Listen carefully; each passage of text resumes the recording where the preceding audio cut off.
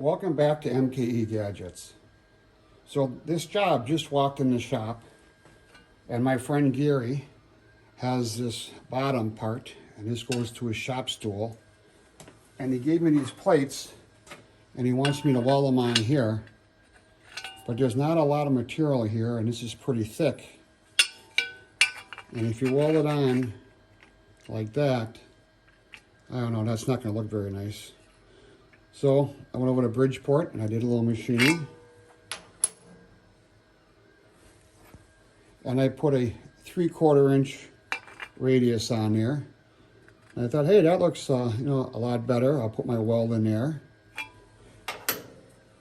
So then I went back to the Bridgeport and I put a 1 inch radius on there. And I thought, well, that looks a little better. So then I went back the third time, and I machined this 1.5 inches wide. It was 2 inches wide. And I think that's going to look better. I'll put my welder right in there.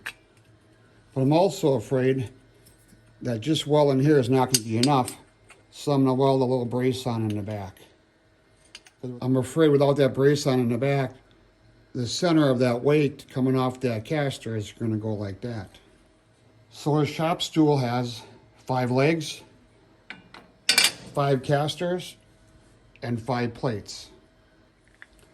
Let's go over to Bridgeport Mill and turn this into one like this. So I have this steel plate bolted down here. It's bolted through the center, and back here there's a little step that will stop this from rotating.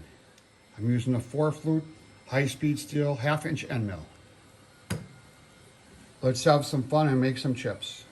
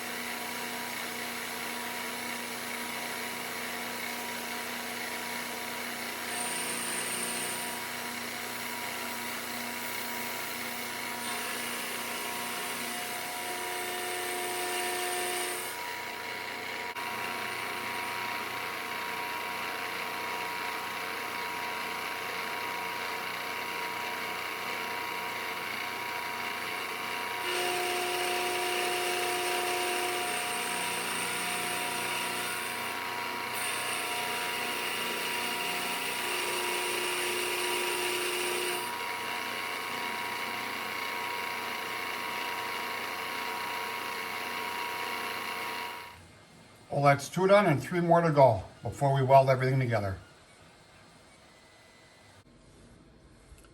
So here's our caster plate finished machined. I ground off the mill scale because I'm going to weld right along this edge. And then the same thing in the back. I'm going to put that bar in there. So I have it set up with just a little reveal there. And that's when I'm going to lay my bead of weld in there. Got it clamped down nice and tight. Let's have some fun and make some sparks.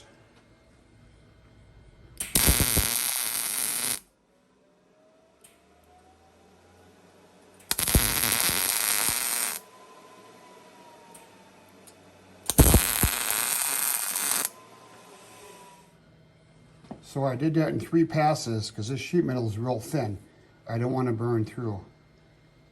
I also ground the chrome off of this right here. All I have to do is a 4S. I'm going to do it off camera because it's the same. I'll bring you back when I flip it over and I weld this piece in. So this is kind of like cantilevered over here. And that wheel is just going to break this off. That's how it failed in the first place. So I have this little bar here. I'm going to weld it on the top, and I'm going to weld it in here.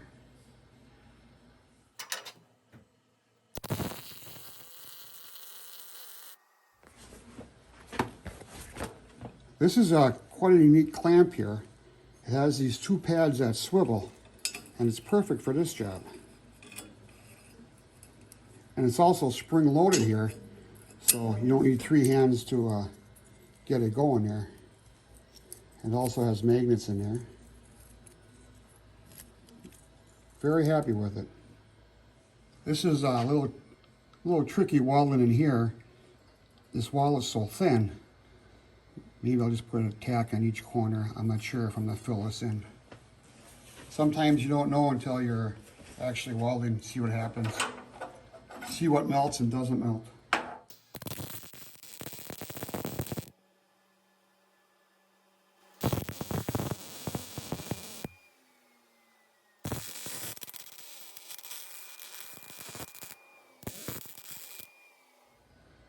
I started out putting a tack on each side and I just filled it in.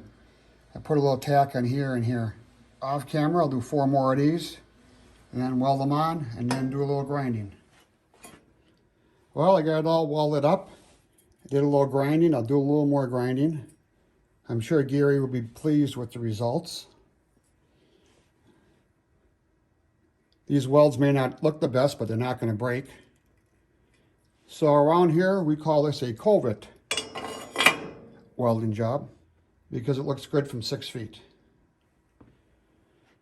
So this is MKE Gadgets. Thanks for coming to my shop today and watching this video. I hope you enjoyed it. And I'm sure Gary's going to enjoy using his stool once again. Please support my channel by subscribing. Thanks, we'll see you tomorrow.